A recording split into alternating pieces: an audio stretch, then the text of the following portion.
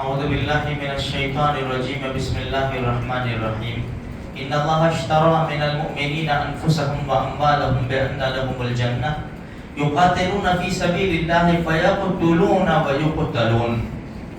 میرے بھائیو، ایک مہینہ ہو چکا، ہزاروں جانیں چلی گئی، اور ایسا بھی نہیں کہ ان کا نقصان نہیں ہے. یہاں کی میڈیا ہمیں ہمارے حوصلے توڑ رہی ہے، باقی ایسا نہیں ہے. الحمدللہ ثم الحمدللہ، اللہ کی غیبی مدد شامل ہے. یہ خود ان کی زبانی کہ ہم بھوت سے لڑ رہے ہیں. ہاں نقصان ہے ان کو بھی، ایسا نہیں کہ نہیں ہے، لیکن ہم مسلمان ہونے کے ناطے دیکھو ہمارے نبی کی بڑی زبردست تعلیم ہے.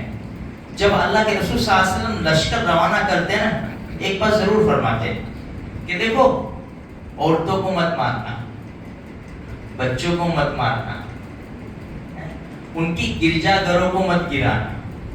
یہ ہمارے نبی کی نصیحت ہوتی تھی. اور مسلمان آج بھی مسلمان عورت کو گھر میں گھس جاتے پھر بھی عورت کو ہاتھ نہیں لگاتے. دشمن نالائق بدماش بچوں کو چھلنی کر رہا ہے اور مجاہدین گود میں اٹھا رہے دشمن کے بچے کو. یہ تو وہی ہوا جیسے ابراہیم علیہ نبینا علیہ الصلوۃ والتسلیم، اور ایک صحابی رضی اللہ جن کو قید کر دیا تھا اور فرمایا کہ مجھے استرا دو بال صفائی کے لیے. کھیلتے کھیلتے دشمن کا بچہ چلا گیا، ڈر گئے کہ صحابی رسول کے ہاتھ میں استرا ہے اور بچہ، فکر مت کرو، اس کو گود میں بٹھایا. یہ تو مسلمان کی شان کے خلاف ہے میرے بھائیوں. لیکن دشمن ہے. مسلمان کا دل موم ہوتا ہے، مسلمانوں کے دلوں میں محبت ہوتی ہے. اللہ کے رسول صلی اللہ علیہ وسلم کی تعلیم کے اوپر عمل کرتے ہیں، لیکن دشمن نہیں سوچتا. ایک مہینے میں ہزاروں بچوں کی جانیں چلی گئی میرے بھائیوں. بس اللہ پاک ان کے ماں باپ کو صبر جمیل کی دولت سے مالا مال فرما دے، اور جن کے ماں باپ چلے گئے اور وہ معصوم بچے تلاش کر رہے ہیں اپنے ماں باپ کو، اللہ ان کا کفیل بن جائے. کہنے کا بس مقصد یہی ہے، ہم دعاؤں میں لگے رہے.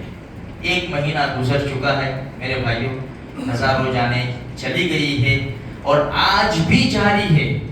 آج بھی شہادتوں کا سلسلہ تو جاری ہے، اور وہ لڑ رہے ہیں اللہ کے نام کے لیے، اعلاء کلمت اللہ کے لیے، اللہ کے گھر کو آزاد اور آباد کرانے کے لیے. میرے بھائیوں، اگر ہم اللہ کے آباد اور آزاد گھر کو ہم قربانی دے کر حاضری نہ دے اور پھر اللہ کا گھر برباد ہو جاوے، تو ہم سے بڑا بدنصیب کوئی نہیں ہے. اس لیے اللہ کے گھروں میں حاضری دینے کی پوری کوشش کرو میرے بھائیوں. خصوصاً فجر کی نماز میں آؤ. اللہ کے رسول صلی اللہ علیہ وسلم فرماتے ہیں، من صلی صلاۃ الصبح فهو فی ذمۃ اللہ. جس نے صبح کی نماز پڑھی وہ اللہ کی حفظ و امان میں آ گیا. حالات نازک ہے، ہمارا ساتھ نہیں دیتے میرے بھائیوں. ہم روزانہ فجر کی نماز پڑھیں گے انشاءاللہ ثم انشاءاللہ ہم اللہ کی حفظ و امان میں آ جائیں گے. خصوصاً وہ لڑکے اور لڑکیاں جو اپنا محلہ چھوڑ کر باہر جاب پر اور پڑھائی کے لیے کالجوں میں ٹیوشن میں دور جاتے ہیں، خصوصاً ان کے لیے تو بہت زیادہ، ہر مسلمان کے لیے ضروری، ان کے لیے تو بہت زیادہ ضروری ہے. اس لیے کہ ہم اپنا علاقہ چھوڑتے ہیں تو غیروں کے علاقے لگ جاتے ہیں. بس اللہ تبارک و تعالی ہمارے ایمان جان کی حفاظت فرماوے. مظلوم فلسطین کے مسلمانوں کی اللہ پاک بھرپور امداد فرماوے، ہر طرف سے ان کی حفاظت فرماوے، اور جلد سے جلد اللہ پاک مسجد اقصی کو آزاد اور آباد کرا کر ہم گنہگاروں کی آنکھوں کو بھی ٹھنڈک پہنچائے.